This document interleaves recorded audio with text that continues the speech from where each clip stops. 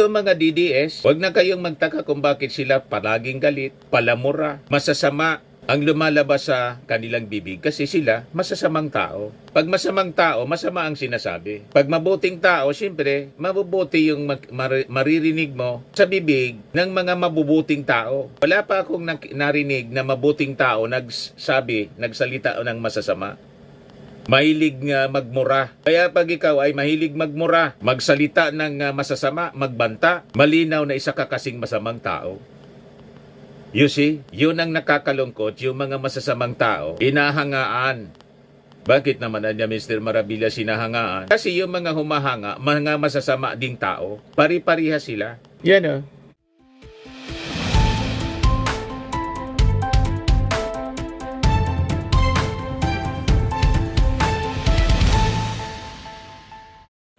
Hello po mga kababayan, si Dante Maravillas. Breaking news ngayon yung pagpanaw ni Antipolo Congressman, 2nd District Congressman Romeo Acop mga kababayan. Pumanaw siya kagabi. Ayan o. Sabi dito sa report ng GMA News, 1 hour ago pa lang, Antipolo City 2nd District Representative Romeo Acop died on Saturday evening according to police. The report said it was around 10:12 p.m. when Acop was found lying on the floor by his youngest child, Dr. Carla Marie Acop, and a security aide, Pat Frank Louis Pastrana. After the lawmaker's nurse rang the doorbell from the lawmaker's room.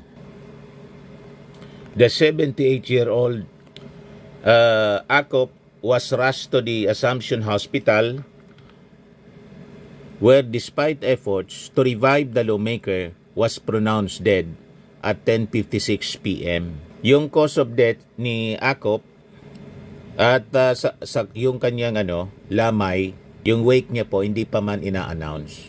Si Acop mga kababayan served as Vice Chairperson of the House Quad Committee, Quadcom, which probed into the Philippine offshore gaming operators in the Duterte administration's war on drugs. Yan ang dahilan kung bakit galit na galit po yung mga Duterte, ang kampo ng Duterte, yung Duterte mismo, kay Acop at yung mga members ng Quadcom. Si Acop kasi, sa kanyang final report sa Quadcom, ito yung kanyang sinabi. Ladies and gentlemen, the Quadcom has started to uncover a grand criminal enterprise, and it would seem that at the center of it is former President Duterte. Napakasakit po nito dahil pawang tayo ay nabudol. Mahirap po ang trabaho namin dito sa Quadcom. Walang gustong bumangga sa isang popular na dating presidente. Pero kami po, tulad niya, ay halal ng taong bayan. Acop, implicating former President Rodrigo Duterte and his inner circle in enabling and profiting from the drug trade.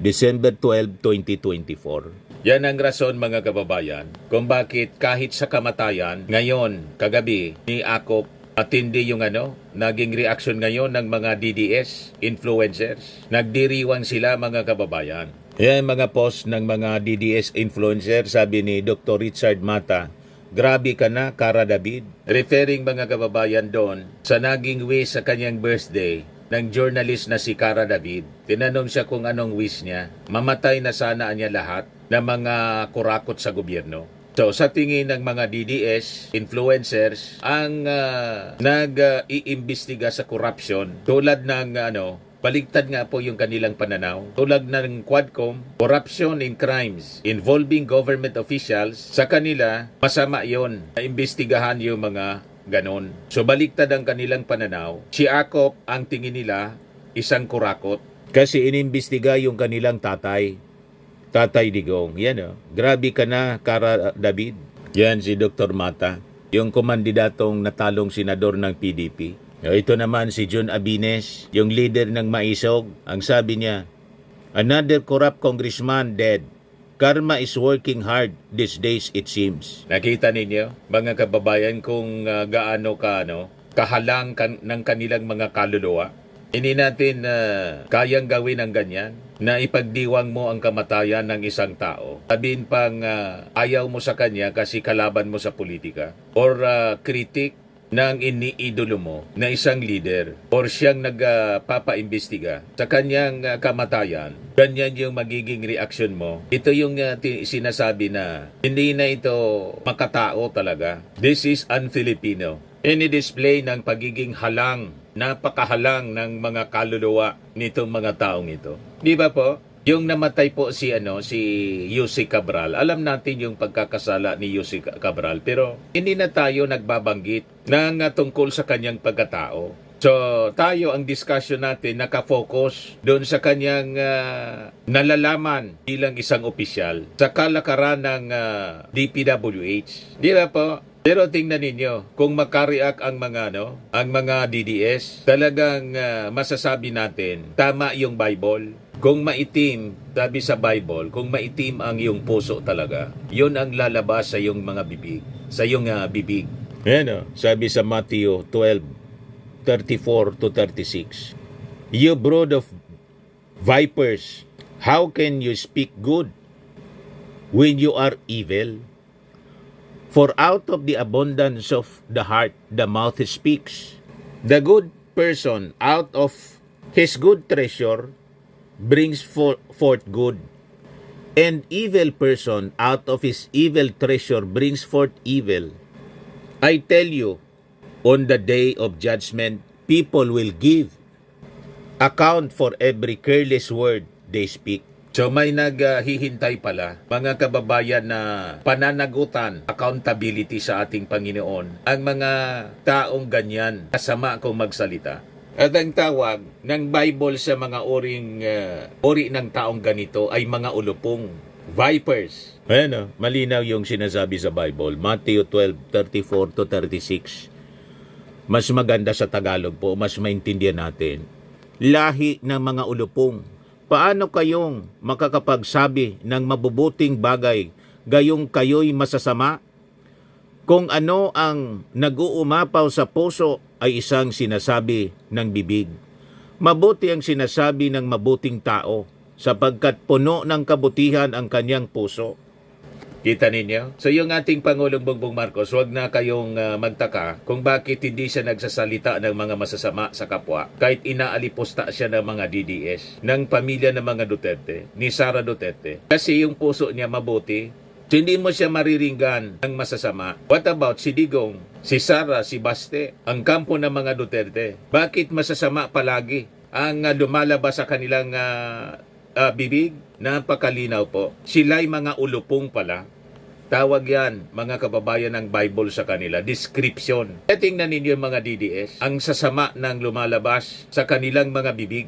Kamatayan ng isang tao, nagdiriwang sila. Ito yung malinaw na paliwanag kung bakit sila ganyan. Sila'y mga ulupong, lahi ng mga ulupong.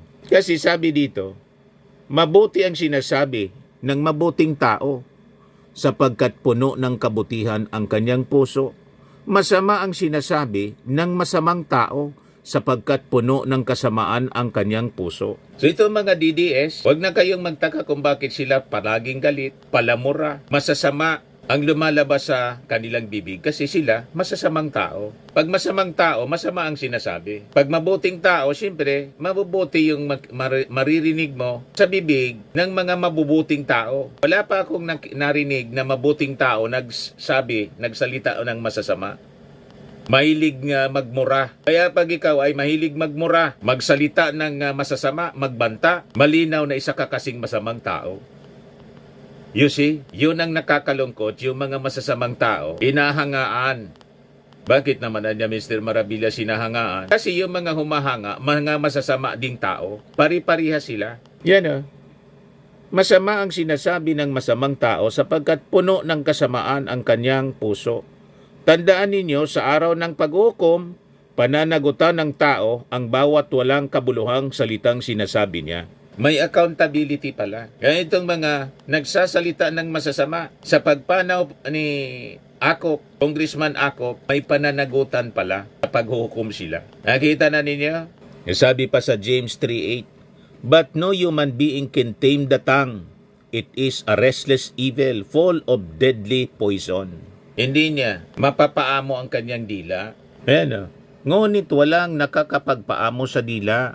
Ito ay masamang bagay na hindi mapipigil at puno ng kamandag na nakakamatay. Ganon mga kababayan. Exact description ng pagkatao ng mga DDS. Kung gaano sila kahalang ang kanilang kaluluwa sa kamatayan ng isang tao na lumalaban sa corruption, binabaliktad nila at pinagsasalitaan nila on the day ng kanyang kamatayan. Si Congressman Romeo Acop. Siya yung lumalaban, isa sa mga lumalaban para linisin yung ating bansa laban sa korupsyon at kriminalidad.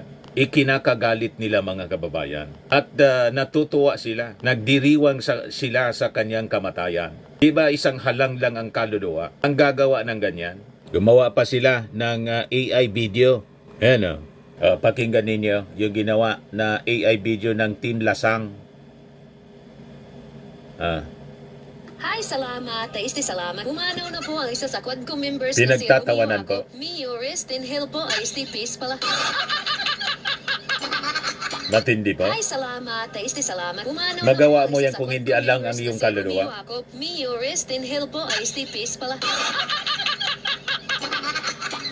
Matindi. Hi, salamat. Taisti salamat. Umanaw na po ang isa sa Quadcom members na si Romeo Acop. Miorist in Hill po ay peace pala. Ganon na katindi, ganon na kasama yung ating mundo, mga kababayan. Ito, page pa ito ng mga DDS. Yan unti-unti natutupad wish ni Cara David. Ito pa, mga kababayan, yung isa. You will be remembered as part of the most corrupt Congress, the 19th Congress. So sakto, mga kababayan, ang description ng Bible. Yan sabi sa 2 Timothy chapter 3. Mark this, there will be terrible times in the last days. People will be lovers of themselves, lovers of money, boastful, proud, abusive, unforgiving, slanderous, without self-control, brutal, treacherous, conceited.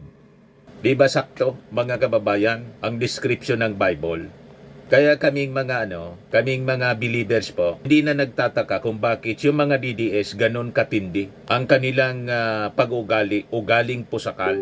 Iba po mga kababayan, can you imagine, patay na yung tao, nagdiriwang ka sa kamatayan ng isang tao. Hindi natin yan magagawa, mga kababayan, gaano man tayo kagalit sa isang tao. Yung mga matitino at may mabuting puso, totoong Kristiyano, hindi po magagawa ang ganyan. Only people na mga ulupong sa description ng Bible, vipers, mga ulupong ang pwedeng gumawa ng ganyan, na ipinagdiriwang mo ang kamatayan ng isang tao. You see? Sabi nga mga kababayan, sa Proverbs, si King Solomon mismo ang nagsabi. Proverbs 24:17-18, do not rejoice when your enemy falls, and let not your heart be glad when he stumbles, lest the Lord see it and be displeased and turn away his anger from him. Yan, malinaw po sa Tagalog. Huwag kang magdiwang kapag bumagsak ang iyong kaaway, o di kaya'y magalak sa kanilang pagkakadapa, dahil kapag nakita ng Panginoon na ika'y nasisiyahan, hindi niya ito magugustuhan, at ang iyong kaaway ay hindi niya parurusahan. Ang may parusa yung mga tao na natutuwa sa pagkadapa ng kanyang kaaway. Consistent yan doon sa sinabi natin, sa binasa natin kanina. But anyway, yung mga matitino nating mga leaders, nagpaabot na rin po ng condolences, pakikiramay sa family sa pagkamatay po ni Congressman Romeo Acop. So ito po yung statement ni Senador Ping Lacson. I am saddened, even devastated to learn about si Romy Acop's passing. He was a dear friend, a cavalier, upperclassman, and advisor. We started working closely together in our earnest, sincere efforts to cleanse the police organization of scalawags and misfits when I was Chief PNP and he was my director for controllership. It was his original recommendation to download 85% of the PNP's financial and logistical resources to our frontline units, while leaving only 15% to the headquarters as an integral part of the PNP reformation program. Our friendship even grew stronger when I became senator in 2001. And he was elected district representative of Antipolo City 9 years later in 2010. His children may be comforted with the thought that he is now with his wife, Dr. Congresswoman Resurrection Sion Marrero Acop, who died of complications from COVID-19 5 years ago. He will surely be missed. May he rest in peace. So makikita ninyo, yung may mga mabubuting loob, matitinong tao, matino din po, paabot ng statement ng pakikiramay. Sa kultura natin na mga Pilipino, hindi natin yan na ugali. Kahit kaaway mo, kung halimbawa galit ka sa isang tao, sa panahon ng kanyang kamatayan, the usual reaction natin, wag na lang tayo magsalita, manahimik na lang tayo. Pero kung mag-celebrate ka pa, galit ang Diyos sa mga ganyang uri ng tao. Sabi yan sa Bible. Tandaan ninyo yan, itong mga nagsiselebrate sa kamatayan ng isang tao. Sabi ko nga mga kababayan, si Cabral, gusto nating managot siya. Pero namatay na, ano pa man, namatay na yung tao, pagsasalitaan mo pa ng masasama. So never natin ginagawa ang ganon. Kumbaga, topic natin si Cabral, pero hindi yung kanyang pagkatao na. Kundi, base sa kanyang mga trabaho bilang USEC, yung kanyang mga nalalaman, but never insultuhin pa yung tao or ikatuwa natin yung kanyang kamatayan. Gusto natin yung mga witnesses lahat buhay. Pati nga si Digong, gusto natin humaba pa yung buhay para dumaan sa trial. Ganon tayo mga kababayan. So kung hindi siya guilty, edi mapawalang mapauwi dito sa Pilipinas after trial. Ganon ang may matinong pag-iisip. Diba po? Makikita natin, umabot na sa kasukdulan ang kasamaan ng tao. Talagang pababalik na po ang ating Panginoong Hesukristo para sa sa last days na talaga tayo po. Para sa paghukom sa ating mundo at sa mga tao dahil sa tindi ng kasamaan ng tao ngayon. Ayan po. Si Martin Romualdez and mga congressmen nagpaabot na rin po ng pakikiramay. Diba, sabi dito, Romualdez, Solon's remember Acop, principal key house member. So, luksa ngayon mga kababayan yung Congress for the passing of Antipolo City 2nd District, Romeo Acop. Sabi ni Martin Romualdez and yung mga congressmen, the chamber lost a tireless, principled, and important member. According to the statement ni Martin Romualdez, Acop's role as a senior vice chairperson of the House Quad Committee, which was created during the 19th Congress, helped the four panels discuss politically sensitive inquiries with discipline, fairness, and respect for due process. We mourn the passing of Representative Romeo Acop, a dedicated public servant who led with discipline and integrity, and remained unwavering in his commitment to serve the Filipino people, sabi po ni Romualdez. Ayon sa kanya, as one of the Quadcom leaders, Chairman Acop handled every investigation with clear purpose and full respect for due process. He believed the House should always use its oversight powers responsibly, grounded in facts in the search for truth. Romualdez said that Acop's background in public service and law enforcement helped the Quad Committee and other House panel as he was firm but fair, and his way of questioning was methodical, disciplined, and firmly anchored on accountability. He was firm but fair.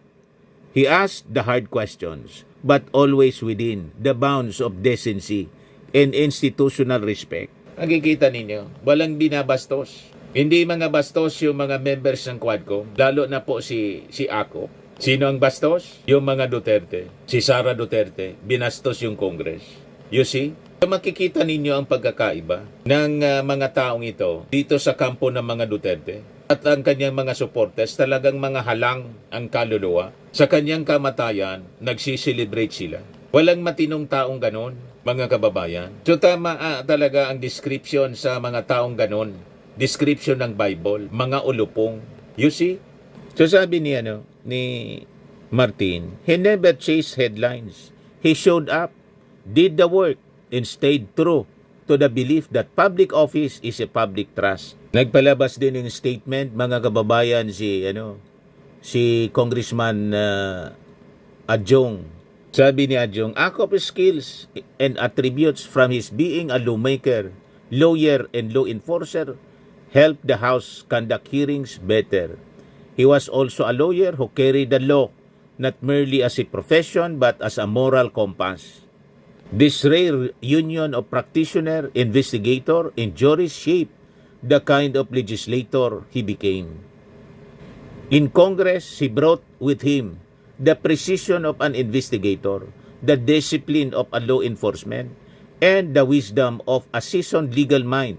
He was deliberate, exacting, and always anchored on facts, never theatrics. Kahit si Bicol Saro Party List Representative Terry Ridon, nagpaabot na rin ng kanyang pakikiramay. Representative Acop served as one of the chairpersons of the 19th Congress Quad Committee, which investigated the nexus between criminal syndicates and government complicity in corruption. As co-chair of the 28th Congress Quad Committee, it is our commitment to continue his work, hold all, involve parties to account, and pursue meaningful reforms in law enforcement and good governance.